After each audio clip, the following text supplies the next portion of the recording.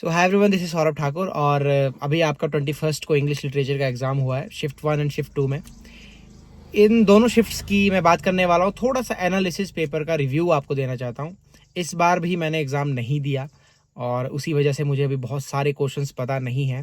थोड़े बहुत क्वेश्चंस मुझे पता लगे हैं, बच्चों ने जिस हिसाब से मुझे बताया मैसेजेस करके। और सुनने में ये आया कि जो शिफ्ट 1 थी वो हमेशा की तरह ईजी थी और शिफ्ट 2 जो थी इवनिंग शिफ्ट वो हमेशा की तरह टफ थी। जैसा कि हमेशा से बच्चे कहते आए हैं कि शिफ्ट जो शाम की होती है वो काफ़ी टफ रहती है। तो सुबह की जो शिफ्ट थी उसमें थियरी, क्रिटिसिज्म और ब्रिटिश हिस्ट्री के बहुत सारे क्वेश्चंस आए थे और बहुत ज़्यादा मुश्किल क्वेश्चंस नहीं थे। कुछ कुछ थे लेकिन कुछ काफ़ी इजी थे।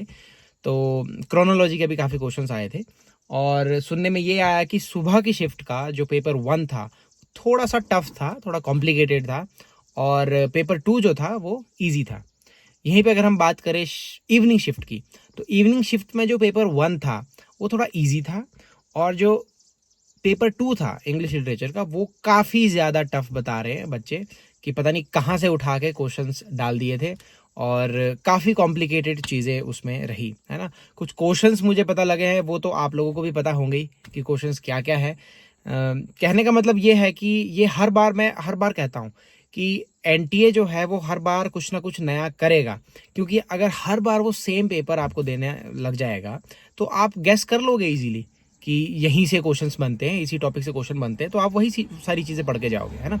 और मैं हमेशा कहता हूँ कि एक मेन स्ट्रीम लिटरेचर होता है, यानी कि कोर जो टॉपिक्स होते हैं, जैसे ब्रिटिश हिस्ट्री है यानी कि हिस्ट्री ऑफ इंग्लिश लिटरेचर, और हमारा थियरी है, क्रिटिसिज्म है, कल्चरल स्टडीज़ है और मेजर वर्क्स है। इन सारी चीज़ों में आपको नोट्स भी प्रोवाइड करवाता हूँ, वो आप सभी लोगों को पता होगा।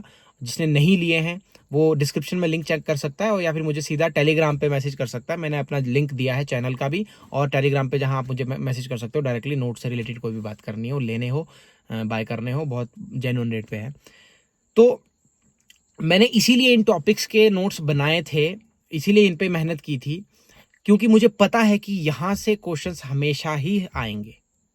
बहुत सारे ऐसे क्वेश्चंस हैं जो पहली बार आया, कोई मूवी का नाम पूछ ले या कुछ भी है, ऐसे क्वेश्चंस आपको हर बार देखने को मिलेंगे। ये बिल्कुल नए क्वेश्चंस होते हैं और ये आपको सिर्फ परेशान करने के लिए डाले होते हैं। अब ऐसा नहीं है कि नए क्वेश्चन से अब मूवी का पूछ लिया तो आप मूवीज के नाम रटने शुरू हो जाओ, नहीं, ऐसा नहीं है। जो आपके कोर कंसेप्ट्स हैं, थियरी के, क्रिटिसिज्म के, ब्रिटिश हिस्ट्री, जितना भी कोर चीजें हैं, उसको बिल्कुल वो आपके फिंगर टिप्स पे होनी चाहिए। अगर वो सारी चीजें आपके फिंगर टिप्स पे है तो कोई दिक्कत नहीं है। अगर उस फील्ड से जो आपको क्वेश्चंस आए हैं, अगर वो आपने सही से कर लिए, तो आपको नेट या जेआरएफ क्वालिफाई करने से कोई नहीं रोक सकता है। ठीक है।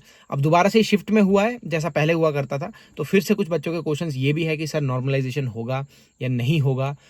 देखो, मैंने पहले भी ये चीज़ें समझाई है कि शिफ्ट 1 का जो रिजल्ट है वो अलग बनता है, शिफ्ट 2 का जो है वो रिजल्ट अलग बनता है, फिर उसको कंबाइन किया जाता है यानी क्लब किया जाता है। ठीक है। तो इस चीज़ का आप ध्यान दें कि आपका जो कंपटीशन है, अगर आप जिस शिफ्ट में आप हैं, आपका कंपटीशन उसी शिफ्ट के बच्चे से है। ठीक है। आपका कंपटीशन सुबह वाले बच्चे से नहीं है। अगर आपकी इवनिंग शिफ्ट है, आपस में ही आपका रिजल्ट बनेगा। कुछ लोगों को इवनिंग शिफ्ट से शॉर्टलिस्ट किया जाएगा, कुछ लोगों को मॉर्निंग शिफ्ट से शॉर्टलिस्ट किया जाएगा और फिर जाके आपका जो है रिजल्ट तैयार किया जाएगा। ठीक है। तो नॉर्मलाइजेशन होगा, ऑब्वियसली होगा। परसेंटाइल में स्कोर आएगा, परसेंटेज में स्कोर नहीं आएगा। परसेंटाइल का मतलब ये होता है कि मान लो आपकी 90 परसेंटाइल आती है, ठीक है, तो इसका मतलब है कि आप टॉप के 10% लोगों में हो। 95 आती है तो इसका मतलब है कि आप टॉप के 5% लोगों में फॉल कर रहे हो। लेकिन आपको टॉप के 6% लोगों में आना है कैटेगरी वाइज, तभी आपका नेट क्वालिफाई होगा। ठीक है। हो सकता है किसी बच्चे का सेम कैटेगरी में 95 परसेंटाइल पे क्वालिफाई हो जाए और किसी का 98 पे भी ना हो। वो इसीलिए होगा क्योंकि आपकी शिफ्ट्स अलग है। ठीक है। तो इस पे इतना परेशान होने की जरूरत नहीं कि उसके 98 पे हो गया, मेरा 95 पे नहीं हुआ। वो शिफ्ट का खेल है, शिफ्ट का फर्क है। तो एग्जाम जो था वो ओवरऑल ऑलमोस्ट वैसा ही था जैसा हमेशा होता है, लेकिन हाँ ठीक है, इवनिंग शिफ्ट इस बार बहुत ज़्यादा उसमें अननोन क्वेश्चंस थे। ठीक है।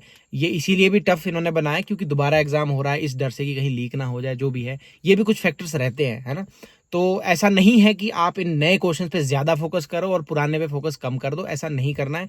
जो आपके पुराने टॉपिक्स है, जो मैंने आपको 4-5 अभी टॉपिक्स बताए, थियरी, क्रिटिसिज्म, ब्रिटिश हिस्ट्री और आपका कल्चर स्टडीज़, मेजर वर्क्स, इन सब के नोट्स मैं प्रोवाइड करवाता हूँ। आप मुझे डायरेक्टली टेलीग्राम पे मैसेज करें, लिंक आपको डिस्क्रिप्शन में मिल जाएगा। और पेपर 1 की भी अगर आपको बुक लेनी है, उसका लिंक भी आपको डिस्क्रिप्शन में मिल जाएगा। उस लिंक पे जाके आप पेपर 1 की बुक्स भी ऑर्डर कर सकते हो। अमेजोन का लिंक है, बहुत अच्छी बुक्स है, मैंने आपको रिकमेंड की है। और मैंने पिछली एक या दो वीडियो पहले जो मैंने वीडियो बनाई थी, उसमें मैंने बताया है उस बुक के बारे में कि उसमें क्या क्या है, उसको पूरी बुक का मैंने रिव्यू दिया है। तो पेपर 1 की बुक का लिंक भी आपको डिस्क्रिप्शन में मिल जाएगा। पेपर 2 के जो नोट्स है उनका लिंक भी आपको डिस्क्रिप्शन में मिल जाएगा। लेकिन ईजिली अगर आप उनका एक्सेस करना चाहते हो, परचेज करना चाहते हो, तो मुझे डायरेक्टली आप टेलीग्राम पे मैसेज करें, और मैं या फिर मेल आईडी भी मेरी वहाँ दी है, जो टेलीग्राम नहीं चलाता हूँ, मेल आईडी पे मुझे मैसेज कर सकता है। ठीक है, कोई भी नेट से रिलेटेड आपको गाइडेंस चाहिए हो तो आप मुझे टेलीग्राम पे मैसेज कर सकते हो, वहाँ पे मैं आपको अच्छे से गाइड कर सकता हूँ जितना मुझसे हो पाएगा।